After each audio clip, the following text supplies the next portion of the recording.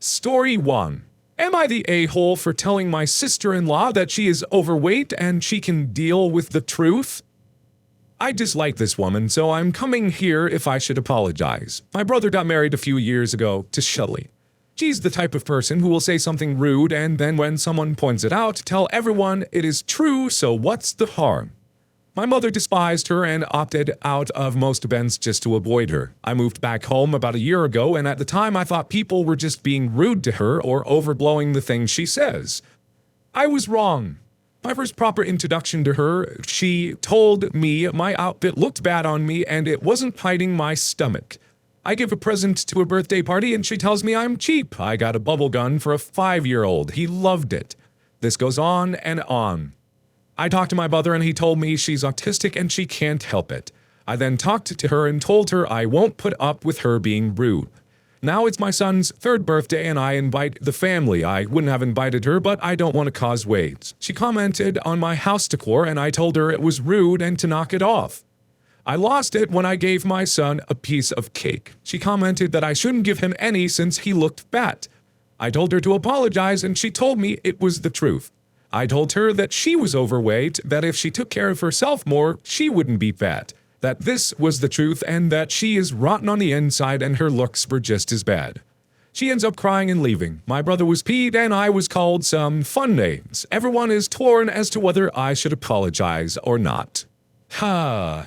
So, this is a slightly tricky one as it appears that she is on the autism spectrum. And, I have people in my life, very close family members who are also on the spectrum. And it's, they don't necessarily speak in ways that are, in line with normal social cues and norms and stuff like that. But at the same time, there is understanding of things that are going to make other people uncomfortable and them telling you hey, that's actually kind of, hurtful to hear. I wish you would apologize. And to then just be like, no, it's the truth. Deal with it. I believe that there is a line between, not always understanding when you're speaking without tact and refusing to acknowledge that you have hurt someone with your words.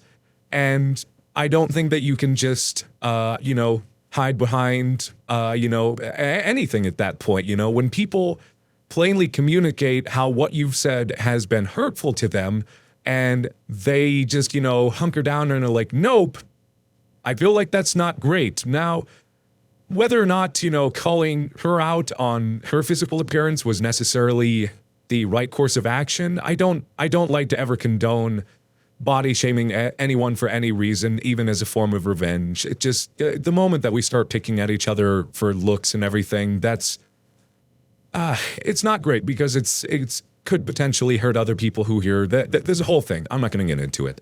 So I don't think that it was maybe the best response to that, but I'm also not on her side in this situation. If she's being told that, something that she said was hurtful and she's just like, nope, it's the truth. I shouldn't have to apologize. Well, then you're kind of being a crappy person. So, yeah, I don't know. That's where I stand on it, but I'm seriously interested to know what other folks think. So if you get some thoughts, put them in the comments. I do get down there and read those sometime. Not all the time. There's a lot of them sometimes because you folks are great.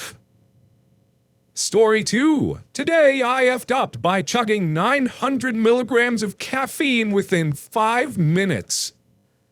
Recently, I've just been insanely bored and tired of my day-to-day college life, so I decided haphazardly to lock myself in my room and chug 300 milligram energy drinks back-to-back within about 4 to 5 minutes. I have no friends in my college and I'm severely behind in my coursework, so every day I feel both completely lonely and severely overwhelmed. Not trying to start a pity party, but I've been feeling pretty bad about myself as of late due to both not having any friends and being accepting of my poor grades. So I see this as kind of a punishment for being such a disappointment to both myself and my family. Anyways, as for the actual F-up, as I type this, I can feel the effects starting to kick in. I'm someone who has a high tolerance for caffeine, and it's only been a little while since I finished the 3rd energy drink. So I'm not sure how bad it will get, but as of right now, I can tell that it's not going to go too well. very fidgety, and starting to feel aching on the side of my head. I also am slowly beginning to notice tension in my upper left arm. My heartbeat is a bit faster than normal, but I'm sure it will get much faster with some time. It's almost as if I can feel the heat of my blood going through the back of my neck, and now it's taking a lot of concentration to stop my right leg from moving up and down. I planned on having a 1200 milligram intake at once, but my body just would not let me drink the last can, so I threw it away instead. I'm still not exactly sure why I did any of this, but with any luck, I'll just have some time to feel something other than disappointment, even if it is bodily discomfort. Huzzah! Too long didn't read. Depressed? A college kid with 0 friends and a shaky future intakes 900 milligrams of caffeine via energy drink all at once because of boredom and loneliness. Okay, I don't even actually want to joke about this one because this is very much a cry for help. I don't know if 900 milligrams is going to be dangerous or not, but it potentially could. That seems like just way too much to be having all at once. Don't do something like this, folks. You are, at the very best, going to feel like absolute garbage. For this person, I would say seriously consider getting some help. If you're feeling like this, if you've struggled to make any kind of friends and your grades are struggling in college, I know that taking a break from college almost seems like, I'm trying to find the right word for it here, but it feels like almost giving up. Like, nope, if you take a break from college, it's just over. You're never going to get that back. That is not true. You absolutely can. And if you're feeling like this and your grades are starting to slip, it's probably not going to get better by just, beating your head against a metaphorical wall. It sounds like you need to maybe reprioritize some stuff in your life. Take some time off from college. Maybe get some therapy or something like that. Try and find friend groups and interests that you can interact with, because just trying to push through this is going to be a miserable experience. And there are people out there that I'm sure would love to be your friends, and I don't know why you haven't made any. I don't know if it's because you're not putting yourself out there, or you're nervous, or just holed up all the time trying to do work and depressed. There's no way to know from even, if you had written 10 times as much, I couldn't say anything for sure, probably. Really would help to have like a third-party mediator, a therapist, someone unbiased who can maybe help you with some of these issues. And chances are, if you start having friends and you're happier, you'll probably also start doing better when you go back to college. But I wouldn't stay there if it is making you this miserable. Believe me, it's okay to take a break and sort things out. And sometimes that's for the best. I've known people who didn't go back to college until they were almost 30, but how their life is amazing because they took that time. So, yeah, that's all I'm going to say about that. I've talked too long already. Story 3. I blew up a romance scammer's life. This one is fresh and still unfolding, but it's already hit an explosive level. Some details are intentionally vague. Context: I'm a woman in my 30s with a reasonably good corporate-type job in a field with lots of room for growth, and I'm recently back into the dating scene after a decade. I'm kind of a would-be a 10 if she lost 30 pounds looking girl, beautiful face, if a bit chubby, but I never have issues getting a date. I'm not well off, but I'm stable, and have a bit of spending money. I live in a large multicultural city, and my ex was an immigrant, so I'm open to dating people of any origin. What happened? A few weeks ago, I met a very charming man from a Latin American country, only a couple years younger than me. Seemed very sweet, cuddly, intelligent, family-oriented, emotionally available, educated, and in a good profession back home in his country, and had a lot in common with me. Chemistry seemed amazing inside and outside the bedroom. He was honest that he was in my country on a tourist visa, but hoping to stay. I made it clear I wouldn't be able to help him with that, but we'd have a fun summer fling while he was here. If he managed to stay or come back, only then would we consider a real relationship. Then the other shoe dropped. A couple weeks and 4 dates in, during a text conversation about my work, he asked me to be his sugar mommy. I initially laughed and assumed it was a joke. He kept pushing and clearly said it wasn't. Of course, feeling insulted by this, I went off on it. He maintained it as a serious task until I hit a nerve with my complaints about how embarrassed he should be to ask me that. Then he got angry and insulted me for thinking he was serious about it. No apology for being hurtful to me.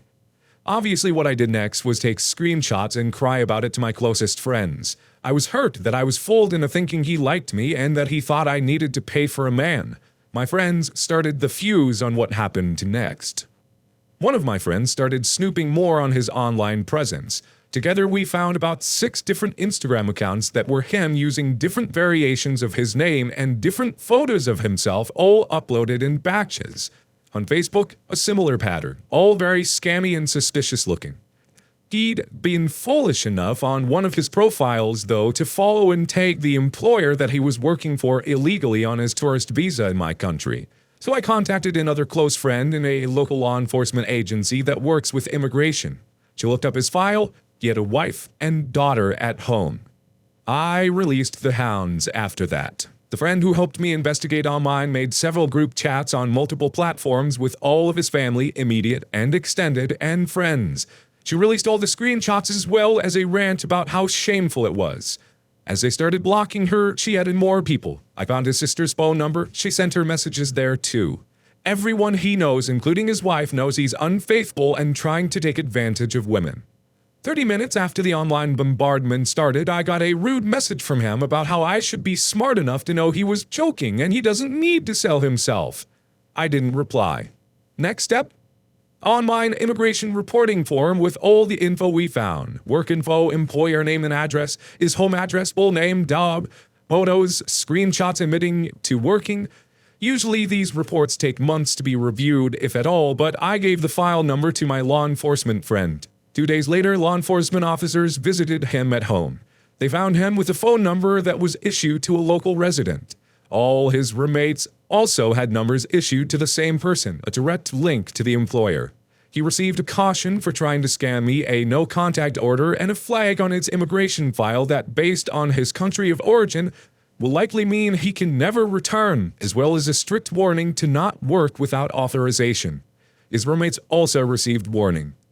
His employer received a visit next. They found significant proof that they'd been employing him illegally as well as multiple other people. Their investigation is still ongoing, but so far they're likely to receive tens of thousands in fines or possible jail time. The guy isn't getting deported because the government would have to pay for it and proceedings take longer than his remaining visa time, but he's now upgraded from a flagged file to a multi-year ban on re-entry to my country. If he bothers me again, though, he will be deported as well. Hope he enjoys going back to his angry wife and the ridicule from everyone he knows. See ya again, never.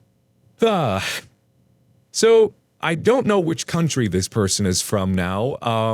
They've left that intentionally a bit vague.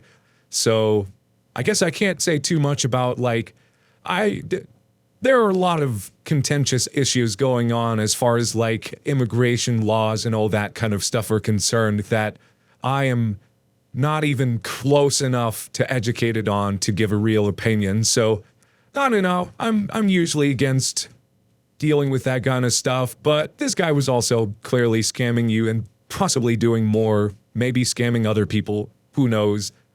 So yeah, that's pretty crappy, especially when he has a wife and daughter at home, so he's had a visa in that country, working illegally. I don't know about that, but doing that to you and that's just gross. Seriously, folks, don't scam other people, and especially don't scam other people with romance and all that stuff, because that is trying to get money from people, but also really messing with them on an emotional level, to a point where this person might now have trust issues in the future because of what you're doing. And, God, I just, if you're gonna goof over the government a bit or whatever, I have no set opinions on that and wouldn't encourage anyone to do anything bad.